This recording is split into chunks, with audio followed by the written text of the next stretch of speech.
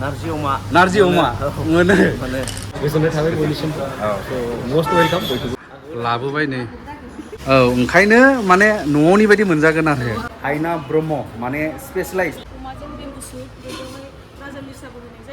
खुलुमबाय लोगोफोर भिडिअखौ आङो दिनै फार्स्ट टाइम जागायदों नैबे जोंनि चिरां डिस्ट्रिक्टनि मुंदांखा हाग्रामा ब्रिजनिफ्राय दा नोंथांमोना जेब्ला न'आव थानानै ओंखाम उखैयोब्ला जोङो न'आव ओंखामखौ जायो नाथाय जेब्ला जों न'नि बाहेरायाव थायो टाउन सहरफोराव अब्ला जोङो हटेलावसो ओंखामखौ जानो गोनां जायो नङा होनदों लोगो अब्ला न'नि जानाय बायदि मोनजानो लुबैयो जोंनि उदैफोरा स्पेशेलि बर'नि उदैया बर'नि संनाय बर'नि स्टाइलाव संनायखौ जोङो जानो लुबैयो दा बेबायदिनो मोनसे स्पेशेल बर'नि संनायाव आखा फाखा बावखुंग्रि फेस्टिभेलावहाय बे संनाय खावनाय बादायलायनायावहाय देरहासार जानो हालायनाय सासे मेडाम सार्टिफिकेट मोनलायनाय अब्ला बे सार्टिफिकेट मोनलायनाय मेडामनि संनायखौ जोङो जानो दिनै थांगासिनो दं बेनो जादों हायना हटेल क'क्राझार थांबाय थानि लेट्स गो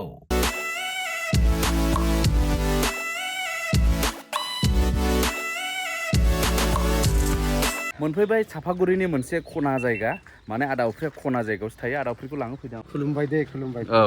अब्ला जोङो दा मोनफैबाय क'क्राझार टाउन मोनहां जाबाय बेनिफ्राय जोङो साथाम जाहैबाय आरो दा गारियाव एमजे फैफाबाय सितागुरि मोनबाय जोङो बेबो थांगासिनो दं एक्सप्लर खालामनो थाखाय बे हटेल हायनाखौ बेनिफ्राय आदावफ्रिया उनाव दा फाइनालि होनांसिगोन लोगोफोर दा मोनफैबाय क'क्राझार टाउननि हायना हटेल दा नोंथांमोना बाहेरानिफ्राय माबायदि नुयो वेलकाम टू हायना होटेल एन्जय द ट्राइबल फूड अब्ला एंट्री अब्ला जोंने बा अनारा नैबेनो नैबे आदायानो दे गोजोन्थों आरो बे आदानि बाजैयानो माने मेन कुक बाजै हायनायानो बिसिनि सोरगिदिंखौ नायग्रो बिथांमोना नैबेबायदि अपेन बानायदों जाहाथे नेचारेल एयारखौ मोननो हायो खोमै बानायदों आरो हरैहाय माखासे खथा दंबावो बियो माने एसे स्पेशल टाइपनि चेम्बार जानो थांगासिनो दङ माने गोदानै बेखेव जानायखाय बिथांमोना बेखौ एसे डेभेलप खालामगासिनो दं आरो बेयाव सोर सोर दं बेखौ दा दिन्थिनो थांगासिनो दङ बेनिफ्राय ओरै सिङाव माने ओरैहाय मोनसेबाव गोलाव खथा दङ बेनिफ्राय नैबाव माखासे जागासिनो दङ नै ओरैहाय नैबाव एसे उनावहाय एसि रुम बानायनो थांगासिनो दं होननानै बुंदों बेनिफ्राय माखासे जागासिनो दं नै माबायदि मोनजादों गोथाव जोंनि हरैनिसो एसेथ' मानसिफ्रा आंथ' सिनायबाय फार्स्ट टाइम जाफैदों ने नोंसोरो फार्स्ट टाइम जाफैदों गोथावखौनो होनबाय ओरै बिनानाव बिबोनांबो दङ नै बहाय थाङामोन ने एग्जाम ए ओमफ्राय बेयाव जाबाय आरो ओमफ्राय माबायदि मोनदों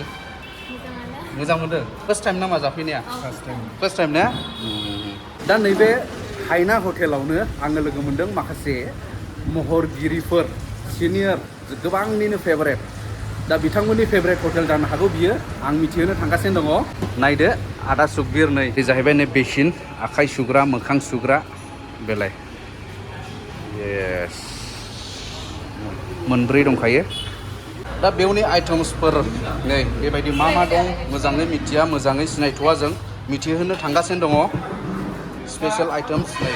जाय आइटेम्सफोरखौ मोनाबो जानो हागौ गुबुन हटेल्सफोरावहाय बाजै होननायसै आङो माने बेनो जाहैबाय बाजै हायना माने स्पेशलाइज आखाइया बेसेन गोसा आरो बाजैने माने कम्पिटिसनाव देरहालायनायाथ' सिम्पोल खोथा नङा नालाय दा बेबायदि गोरोंथार स्पेशलाइज्ड मानसिनि संनायखौ जानो गोसो नोंथांमोना फैदोल' नैबे हायना हटेल दा जोङो बाजैनिफ्रायनो मिथिना लागोन माने मा आइटेम स्पेशल आइटेम्सफोर नोंथांमोना नायदो नै बेनिफ्राय स्पेशल आइटेमा नैबेनो अमाजों बेम्बु सुप बेखौहाय राजा लिसाबो होनाय जायो आरो आच्छा बे ना बयलार स्पेशल बे सबाय साम'आ स्पेशल बयबो बेखौनो मोजां मोनसिनलाङो नारजि अमा मैथा ना बे एग कारि पनिर बे जाग्राफोरनि थाखाय भेजिटेरियानफोरनि थाखाय ओमफ्राय ओरैहाय बेदर आइटेमाव बोरमा दङ बोरमा एवनाय बे हांसो ओमफ्राय नैबे दाउ ओमफ्राय एम्फौआबो स्पेशल जोंनि एम्फौखौबो बयबो लांफैयो एम्फौ लाथाखौ ओमफ्राय नैबे अमा खाजि बिथैजों होनाय ओमफ्राय नैबे अमा ग्रेभि ओमफ्राय नैबे खुसिया बयनिफ्राय स्पेशलसिन रुनाय जुदि जानो गोसोब्ला ना रुनाय अमा रुनाय नैबे माने बाजैनि स्पेशल रेसिपि होन्दों नामा अमा नैबे अमा रुनाय आरो गोबांनि फेभरेटसै आजिखालि माने बाजै हायनायामोना बेखौ गावसिनि न'निफ्रायनो ना माबा मोनसे बिदि होन्दोंमोन औ ना रुनायबो मोनगोन नै बेबायदि लकेल ना रुनाय दा ओरैहाय खुदग्रा जायगा नै बिराद निट एन्ड टाइडि साफायै मावो जानाय जिनिसफोर एबा जानायफोराव जोंनो साफा एबा हाइजिनखौ जोंनो नांगौ दा नोंथांमोना नायनो हागोन बिराद क्लिन क्लिनलिनेसआ बिराद इम्परटेन्ट जानाय लोंनायाव स' नै बेबायदि आरो नै अमा हायदों नै येस बेबायदि आरो बेनिफ्राय ओरैहाय माने मा होनोमोनलाय आसल किटचेन संग्राया किटचेना ओरैहाय गोलाव खानै बेवहाय नै मादै मोना माबागासिनो दं माने फोसाबगासिनो दं मावगासिनो दं आरो गाबोननि थाखाय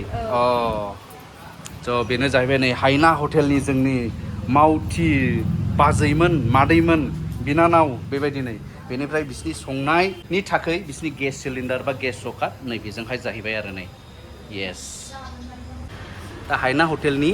मेनु टुडेस मेनु आरो बियो दिनैनि नै जायफ्रा मोजाङै नायनो गोसो स्क्रिनशट खालामनानै मोजाङै नायब्लानो जाबाय आरो नै मा मोनो आरो बेयाव स्पेसियेल आङो बाजैखौ मानि थाखाय स्पेसियेल होननानै बुंदों होनोब्ला माने बाजैया जाहैबाय कम्पिटिसनावहाय देरहालायनाय माने संनायाव बे संनायाव देरहानाय बेखौ गोथावसिननि थाखाय होयो ना मानि थाखाय मा साइजआव बिजिरनाय जायो बेखौहाय गोथावसिन सबसे गोथावसिननि थाखाय होनाय जायो ना टाइमखौबो मेनटेन खालामो आरो आच्छा नि गेजेराव मोनबा आइटेम संनो होगोन जेरै नारजि अमा अनला सबाय साम' अमा खाजि अनला दाउ बेफोरखौ आरो साखोन सिखोनखौबो नायो संनाय माबाखौबो नायो स्पिडखौबो नायो ओमफ्राय संनाय गोथावखौबो नायो आरो दा बेबायदिनो 10th बावखुंग्रि फेस्टिभेलावबो मोनदों दाख्लै लेटेस्ट बेनि सिगांबो मोनदों 9th बावखुंग्रियावबो मोनदों दा बबे आइटेमाव मोनदों नोंथांमोना आं दिन्थिनो थांगासिनो दं बाजै हायनायानो खिन्थागोन जोंनोहाय नैबे अनला दाउआव मोनदों फार्स्ट पजिशन नै बे 9 बावखुंग्रि फेस्टिभेलाव सबाय साम' बेबो फार्स्ट पजिशन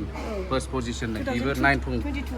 22 आव खाजि नैबे अमा खाजि जोंनि बर'नि मेन खायद अमा खाजि बेबो 2022 मोननाय दंबावो थार्ड प्राइजआवबो मोनदों थार्ड प्राइजफोरबो मोननाय दङ बेखौ खालामजोबनाय जायाखै आरो जों दाबो आच्छा नैबे 23 नि बे गोखा गोखै एवनाय जोंनि बर'नि बैसागु फेस्टिभेलाव जायो नालाय बे ओमफ्राय अमा गोरानजों गोखा गोखै एवनाय जायो बेवहायबो मोनदों आरो फार्स्ट प्राइजआव गोबां मैगंफोर मिक्स खालामना संनाया संक्रान्तियाव ना माला 101टा मैगं दंना बेफोरखौ गासिबो कालेक्ट खालामनानै एवनानै दिन्थिनांगौ आरो गासिबो मैगंखौ श' खालामजोबनांगौ बे 101टा मैगंखौ आच्छा एसे होयो आरो अमा खाजि 2023 आव सेकेन्डआव फैदों आरो सेकेन्ड अमा खाजियाव स्पेशेलथार बाजैया माने नैबे नारजि अमा आरोबाव बर'नि ट्रेडिशनेल अनला दाउ नैबे अनला दाउ बेबो नै 2023 दाख्लै माने 10th बावखुंग्रि फेस्टिभेलाव दा बेयाव जेसेबां आइटेम दं बेयो आंनि फेभरेटआ अबे होननानै बुङोब्ला आं बुंगोन गासिबो आंनि फेभरेट अब्ला एमजे वेलकाम टु बेसिन हाइना हटेल आखाइ सुनि जोंबो एसे जाना लानायसै माने एसे नों माखौ साबसिन मोनदों बे हटेलाव अमाजों नारजि एम्फौ एवनाय अब्ला जों जिरायबाय हाइना हटेलाव लाबोबाय नै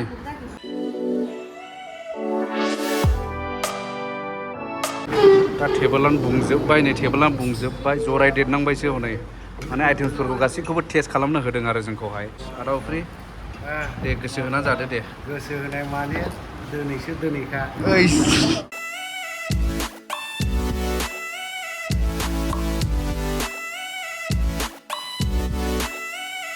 दा नैबे हाइना हटेलावनो आङो लोगो मोनदों माखासे महरगिरिफोर सिनियर गोबांनिनो फेभरेट दा बिथांमोननि फेभरेट हटेल जानो हागौ बियो आं मिथिहोनो थांगासिनो दङ नायदो आदा सुखबिर नै समनि फेभरेट बेबायदि आरो ओमफ्राय बे हटेलावहाय आदानि फेभरेट आइटेमखौ मोनो ना मोना नारजि अमा मोनो दा आदायाबो मोजां मोनो होमब्ला बे हटेलखौ मोजां मोनो अब्ला फैनो हागोन जाफैनो हागोन नोंथांमोन गासैखौबो खेबसे फैनानै ट्राइ खालामफै गोबां हटेल दं अब्लाबो मोनसे गोदान मोनसेखौबो जानाय फैनायनि उनाव मिथिगोन जे बेसेबां बाजैया संनो गोरों एवार्ड मोनखानाय जेरावबो खेबसे जानाय फै बेखौ खावलायनाय थाबाय नोंथांमोनखौ बेनिफ्राय आरोबाव नै गोबांनिनो फेभरेट जोंहा ब्रादार लिंसार दा बेबो बेयाव दंफैयो बेनिफ्राय दंफैयो माने जानो हागौ बिनिबो मोनसे मोजां फेभरेट हटेल जानो हागौ बियो दा फेभरेट ना मा ब्रादार नोंहा आंनाथ' फेभरेटआ बेनोसै अमाखौ बिराद गोथाव मोनो जोंहा मिथिखाबाय जोंहा ब्रादारमोनाबो बुंखाबायानो जोंहा हाइना हटेल गोदान खुलिदों बड'लेण्ड रादाब निउस हटेलनि अफिसनि अपोजिटआवनो बयबो फैनानै ट्राइ खालामफैनो हागोन गोबां रोखोमनि मेनुआथ' दंखायो बेनोसै हटेलाव जा मोनो नोंथांमोनखौ ट्राइ खालामफैनो थाखाय खावलायबाय गोथाव मोनो आंबो गोथाव मोनो बेयाव जानानै जोबोद मोजां मोनो बारा गोबाव जायाखै खुलिनाया आरो जोंना बाजैयाबो जोबोद गोरोंखा एवार्ड मोनलायलायनाय बायदि रोखोमनि नारजि अमा बुंस'नो हाया आरो दङ जेखौ नोंथांमोना जानो लुबैयो बेखौहाय फैनानै ट्राइ खालामफैनो हागोन आरो बेजों लोगोसे सम सम आंबो फैगोन जाफैगोन बेनोसै आरो हामबायसै ब्रादार होमब्ला गोजोननाय थाबाय बयनिसिमबो मस्ट वेलकाम बयखौबो बेनो आरो थेंक इउ जोंहा बांसिनानो माने गावबा गावनि मोनसे हटेल एबा चइस थायोना बबेबा हटेलाव जानो मोजां मोनो बबेबा हटेलनि संनाय खावनायखौ जानो मोजां मोनो थिग बेबायदिनो नोंथांमोना जेब्ला बेयाव फैनानै टेस्ट खालामफैगोन ना बेयाव नोंथांमोन गोबांनिनो बे मोनसे हायना हटेला चइस जानानै थागोन मोनसे चइस माने जे जायगायाव जानानै गोजोनो बेनिफ्राय नैबेयाव नोंथांमोना डिसिप्लिनखौ मोनगोन मानो होनोब्ला वी डोंट सार्व अल्कहल माने बेवहाय लोंनाय एबा जौ गैया डिसिप्लिन माने बेवहाय नोंथांमोना फेमिलि हिसाबैबो फेमिलि ज' हाबनो हागोन खारन बेयाव खुनु लोंनाय जानाय बेयाव सोलिया बे डिसिप्लिनै सोलियो ओमफ्राय जाखांबाय जोङो जाखांनानैहाय गोबां जाबाय आरो जेरै आं बुंनाय बायदि ट्राइबेलफोरनि जिनाखि जानाय खायद' फुड बियो माने जेरै नांगौ ओरै माने जोंनि स्पेसियेलि ट्राइबेलफोरनि उदैखौहाय गोजोन होनो हानाय देहायावहाय सान्थि लाबोनो हानाय बे मोनसे जानायखौ बेयाव बानायनाय जायो आरो हायना हटेलाव स' नोंथांमोनाबो फै ट्राइ खालामखांनायनि उनाव बेयो नोंथांमोननि मोनसे चइसनि हटेल जानानै थागोन बेखौ आं ग्यारेन्टि होनो हायो नोंथांमोनहाय नों माबायदि मोनदों जानानै आं ओरैबो जायो नालाय दिनैबो फार्स्ट हाबदों आं ओरैबायदि गोथाव मोनदों टु बि अनेस्ट गासिबो बुस्थुखौनो साखिजोबदों आं ओमफ्राय बिराद गोथाव मोनदों नारजि अमा एम्फौ एवनाय आरो साम'आबो स्पेसियेल वान माने जोंनि जे नर्मेल जों गोसोमखौ जायो बेबायदि नङा बेलेग मानासनिफ्रायसो लाबोनाय जायो आरो सिजनेल फुडफोर मोनो होननानै खोनादों सिजोनाव जेफोर बुस्थुफोर मोनजागोन बिराद मोजां जेरै सोमदोन ब्रादारा बुंदों फैदावबाथाय माने उमुक जायगायाव उमुकावबो बिदि मोनो होननानै बुंखागोन आरो ना रेकमेन्डेसन सोलिखागोन बेथ' जोबोद मोजां आदा उफ्रि ओइस बेथ' बेस्रा गोसो होनानै जाना सिरियास जालायबाय नोंथां आदा उफ्रिया हायना हटेलाव गासैबो फैयो जोंनि ट्राइबेलफोरा फैयो ओमफ्राय बे हायना हटेला खाथियाव थाहैबाय इउ एन एकाडेमि बिनि सोनाब गालैनो बिशाल हायना हटेल आरो खाथियाव टाटा मटर्स दङ दै बे खाथियावनो मोनगोन बे हायना हटेलाव जानायनि खेथ्रआवबा बेखौ दाबुसो सोंनांगौ दरखार गैया आंनि थाखाय स्पेसियेल ना रुनाय ओमफ्राय अमा रुनाय हटेलाथ' आजिखालि गोबां दं नाथाय नैबे हटेलखौ मानि थाखाय चइस खालामनांगौ फोरमायजोबखाबाय बेनिफ्राय जायगाया स्पेसियास नुबाय खुला जायगा आरो बेनिफ्राय नोंथांमोन लुबैनाय बा गोबां जानो लुबैग्रा बे अमा आरो बाम्बु सुट एबा मेवाजों होनायखौ सामफ्रामबो मोनो नामा सामफ्रामबो मोनगोन सामफ्रामबो मोनो नैबे बयलखौ सामफ्रामबो मोनगोन ना बयलखौबो सामफ्रामबो मोनगोन सबाय साम'आबो सामफ्रामबो थागोन जोंना बे साम' एवनायाबो बेबो सामफ्रामबो थागोन ओमफ्राय दाउ रुनायखौ जों एखमबा बानायदोंमोन एबार सामफ्रामबो बानायनो नाजागासिनो आरो जों दाउ बेबायदि दा नोंथांमोननो एक्जेक्ट लकेसनखौ खोन्थानांगौब्ला आङो नैबे लामानिफ्राय फैदों बे साहानिफ्राय फैदों कारिगावनिफ्राय बेनिफ्राय ओरैहाय नैबेयाव थाबाय इउ एन एकाडेमि मोनसे स्कुल गिदिर दङ ना बेनि एसे फैनानै अपोजिट लामानि अपोजिटआवनो नोंथांमोना बेखौ मोनगोन गोदानै बेखेवजानाय जोंनि बर'नि चइसनि हायना हटेल बेबायदि आरो दा ओरै पार्किंनि थाखाय जायगा दंखायो नैबे लामा मेन लामा नांजाबनाय आरो लामानि सोनाब होननांसिगोन जोंनि सिम्पोल बाथ्रायावब्ला